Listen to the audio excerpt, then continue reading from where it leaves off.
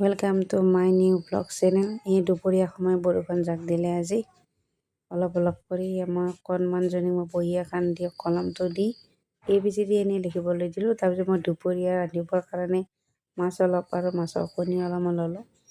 কেইটামান মই পিঁয়াজ আকৌ চেলাবলৈ লওঁ। মাছৰ কণীত পিঁয়াজ বেছিকৈ দিলে ভাল লাগে। তাৰপিছত এনেকৈ চেলাই লৈ কেইটামান মই ৰহুন থেতিলাই ল'লোঁ।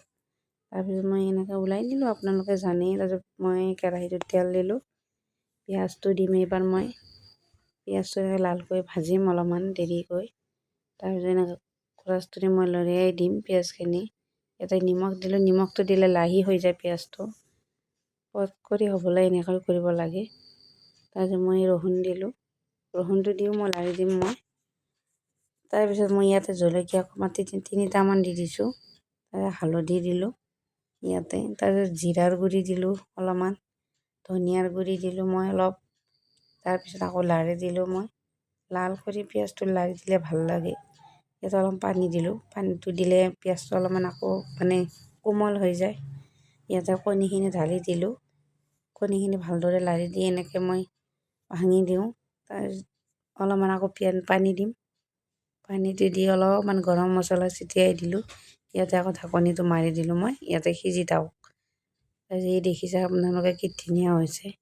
মাছৰ কণী এনেকৈ খাবলৈ বহুত সোৱাদ লাগে, আপোনালোকে বনাই চাবচোন, বঢ়িয়া লাগে। মই এনেকৈ ভুজিয়া টাইপৰ বনাওঁ মই। আৰু তাৰপিছত ধনিয়া পাত ছটিয়াই দিলোঁ। কেনেকুৱা লাগিছে আপোনালোকে জনাব মাছৰ কণীখিনি। তাৰপিছত ইয়াৰফালে মই আমাৰ কণমানজনীৰ কাৰণে এনেকৈ মই মাছ বনাবলৈ আৰম্ভ কৰিলোঁ।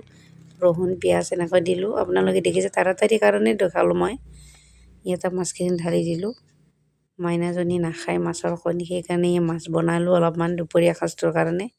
আকৌ ধনিয়া দিলোঁ মই ইয়াতে।